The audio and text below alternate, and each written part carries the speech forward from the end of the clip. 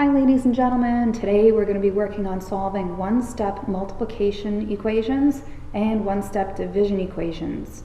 So just like we did yesterday, we are going to be using the inverse operation of division to solve these multiplication problems. So this first one, 3x equals 21. Well, let me go back. The instructions again will say solve for x, meaning we want to know what the value of x is. And there can only be one value of x here. It's not possible to have more than one value. So you know that 3 times 7 is going to give you 21. This is a simple one, but I do want to show the format of how you should show your work. So right now we are multiplying x by 3. To undo that multiplication, we're going to divide by 3, and I'm going to show my division with a fraction bar. And if I divide by 3 on the left-hand side, I want to divide by 3 on the right-hand side as well.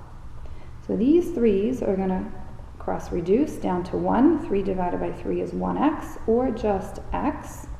And 21 divided by 3 is 7. Let's go check our work to be sure.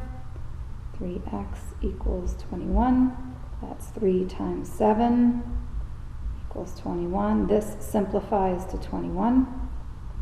And notice I don't leave the line here. Right? I know mentally 3 times 7 is 21 and that statement is true, but the objective is to work down on the left-hand side to come to one number on the left and see if it equals the one on the right. Okay, let's go to the middle problem. 4x equals 26. I know just by looking at it, 4 times a whole number will not equal 26. So our value of x is going to be either in decimal form or a mixed number. So we're going to follow the same procedure. X is being multiplied by 4, so to undo that multiplication, we're going to divide by 4. And I'm showing the fraction bar with that division. And 26 divided by 4 on the right-hand side. So these 4's are going to cross-reduce to 1x, or just x. And 26 over 4 I can change into a mixed number. 4 goes into 26 6 times. That's 24. So I have 2 remainder, and my denominator is still 4. And then I'm going to simplify it down to lowest terms. That's 6.5. So x is 6.5. You could have also done the division here if you preferred, right? 26 divided by 4, and gotten a decimal value as well. That would have been okay, 6 5/10. So any of those would have been good. So now let's do our check. No, I'm writing the last problem down. So we have 4x equals 26. And I'm going to multiply 4 times 6.5. I want to know will it equal 26. I have to change the 6.5 into an improper fraction. 2 times 6 is 12 plus 1 is 13. So we have 4 times 13 over 2. Will it equal 26? I can cross-reduce here, divide by 2 both numbers. 2 divided by 2 is 1, 4 divided by 2 is 2, and 2 times 13 is 26. So this checks out. All right, let's go to our last example here. 1 5/10 times x equals 24 hundredths. So we're going to divide by 1 5/10, both sides, because that's what we're multiplying x by. So these two cross-reduce to 1, so we're left with just x. And we're going to have to do this division on the side here. So I have 1 5/10 on the outside of my division, that's our divisor, and 24 hundredths is our dividend. I want to move our decimal place over 1 spot, so I'm multiplying by 10, both numbers. So that's really 15 going into 2 4/10. 15 can't go into 2. I'm going to put a 0 up here, bring the decimal point up. 15 goes into 24 once. And when I subtract, we end up with 9. I'm going to add a 0 to bring a 0 down.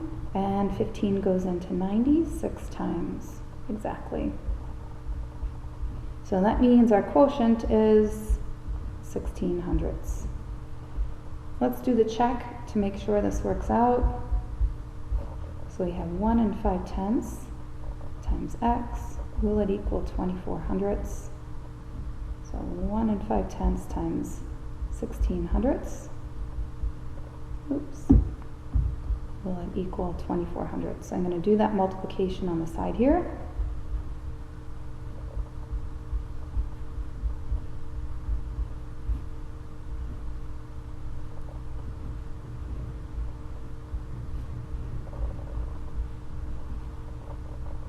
And I have 3 decimal place values in my factors. That means we need 3. Oh, it's cut off, sorry. 3 in my product. So this would be 2400ths. Sorry, not 2500ths, 2400ths. Or 240 thousandths. It's the same thing as 2400ths. I can drop this ending 0. All right, let's move on to some division problems. I have 2 here. So we're going to use the inverse operation of multiplication to solve. Ms. Hockred, please call the main office. Ms. Hockred, please call the main office. Sorry for the interruption. Hopefully this is the last video where I have some interruptions. Okay, so right now x is being divided by 5. And we know that value is going to be 35. So to undo dividing by 5, we're going to multiply both sides by 5. So these 5s technically can cross-reduce. So that means we're left with x on the left-hand side. And then 35 times 5 is 175. Let's do the check to be sure that x is 175. So we have x divided by 5 equals 35. I'm going to substitute in 175 here. And I want to see, will it be 35? So I'm going to do that division on the side.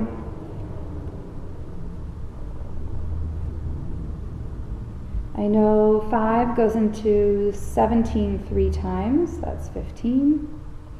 Difference of 2, and I can bring the 5 down. 5 goes into 25 5 times.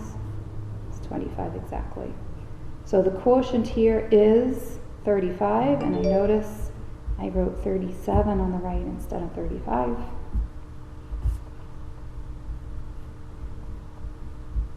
So this left side equals the right side, so it checks out. All right, last problem over here. We have some number that when we divide it by 8/10, the quotient will equal 6 4/10. So we're going to get rid of dividing by 8/10 with multiplying by 8/10. Put it in parentheses, and I'll put this in parentheses on this side instead of so many dots for the multiplication. So these are going to cancel out. We're left with x on the left. And I'm going to multiply 6 4/10 and 8/10 together. We have 2 decimal place values in the factors, so that means we need 2 in our quotient, in our product. So we have 5 and 1200ths as the value of x. Let's do the check to be sure. And yes, you should always be doing the check. It's a good way to make sure you haven't made a mistake. So 5 and 1200ths replaces x, and we're going to divide it by 8/10 to see if it equals 6 4/10. So I'll show that on the side over here. Again, I have to multiply both numbers by 10 to be able to move the decimal point over. So our new problem becomes 8 going into 51 2/10. So 8 goes into 51 6 times, that's 48. 51 minus 48 is 3. I'm going to bring my 2 down. 8 goes into 32 4 times. That's 32. And we can stop dividing. Our decimal point comes up. So this quotient over here is 6 4/10. And that was what we wanted it to be. So it checks out. So our value of x is 5 and 1200ths. All right, I will take any questions that you have on this during the video conference, so I will speak to you soon.